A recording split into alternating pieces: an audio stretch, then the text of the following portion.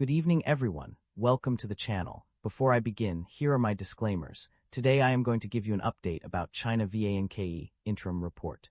CHINA VANKE Co., Limited offers a diverse range of services and businesses, including property development and sale, residential property operation, commercial property management, asset management, community residential and consumption services, enterprise and city space services, artificial intelligence, Internet of Things solutions, business process as a service solution, shopping center investment and management, logistics and warehousing services, supply chain solutions, platform residential solutions for urban residents, hotel and resort operations, food, tourism, cultivation, and housing rental businesses.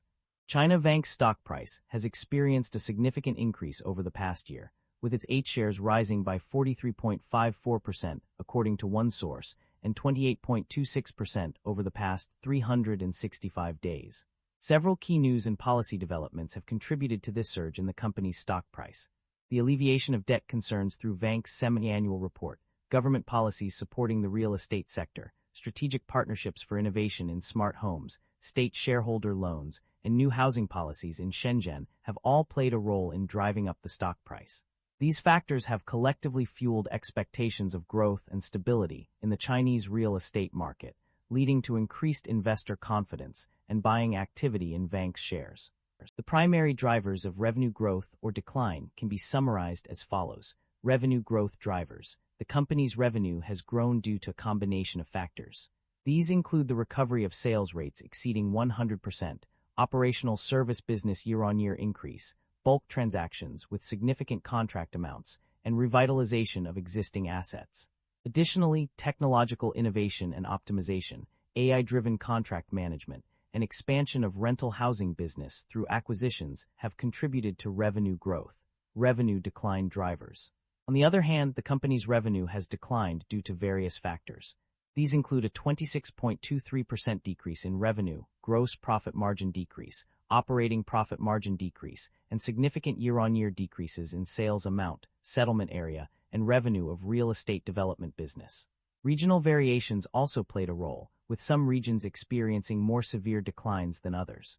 Overall, the company's revenue growth is driven by operational efficiency, technological innovation, and strategic expansion, while its decline is attributed to market conditions, regional variations, and decreased sales in certain segments.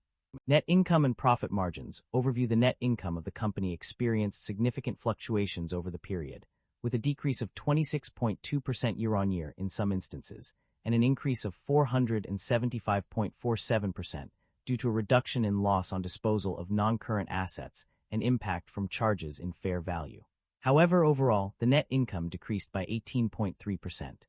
The company's profit margins also saw variations, with the gross profit margin for real estate development decreasing by 3 percentage points year-on-year, while the gross profit margin for property services increased by 0.3 percentage point year-on-year. The main reasons for these changes were a decrease in advanced litigation claims and recognition of losses in joint ventured or associated projects under equity method. The operating profit margins also decreased due to various factors, including a significant increase in loss on disposal of non-current assets and impact from charges in fair value. Overall, the company's net income and profit margins showed mixed trends over the period, with some improvements but also significant declines. The company's financial performance reveals an inconsistent ability to generate positive operating cash flow. Despite some instances of negative operating cash flows, such as the net cash outflow of RMB 3.04 billion and RMB 687,518, there is also evidence of a net cash inflow of RMB 386,038 on page 118. This mixed performance suggests that the company's ability to generate positive operating cash flow is not consistent. The company's financial performance reveals a mixed picture regarding its debt levels and interest expenses. While the net debt has increased by RMB 4.3 billion to RMB 101.2 billion, bank loans and borrowings have also risen from RMB 138,363 million to RMB 147,412 million. However, this increase in debt is not accompanied by a significant rise in interest expenses, which have actually decreased by RMB 1 billion to RMB 8.2 billion.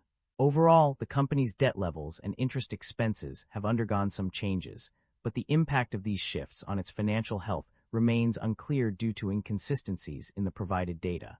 The company's financial performance varied across different segments and regions in 2025 compared to the previous year. Notably, property development was a poor performer, with revenue before tax decreasing by over 33% and resulting in a significant loss of RMB 3,895,024. The overall reportable segment also reported a substantial loss of RMB 2,774,602. On the other hand, property management was a standout performer, with revenue before tax increasing by 6.5% and profit rising by 6.7%. This indicates that the company's property management business is growing steadily, offsetting some of the losses incurred in other segments. Management is optimistic about the company's outlook, citing several key strategies and goals for short-term and long-term success. In the short term, the company aims to reach a turning point by leveraging its talent team, brand, and capabilities, with a goal of completing 44% of its development business target by year-end. Longer-term, management seeks to return to a healthy development path and achieve steady growth in operational service business through strategic focus on innovation and integration of technologies.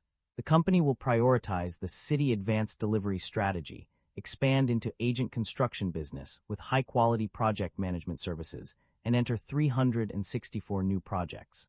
Financially, management plans to revitalize existing resources and make targeted investments in new projects, ensuring high-level post-investment performance.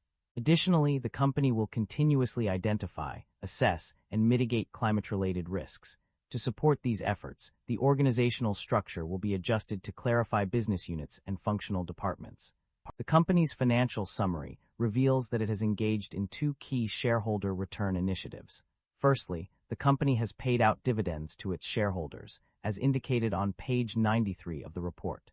Secondly, it has also implemented a share buyback program, with evidence of this activity found on pages 102 and 111.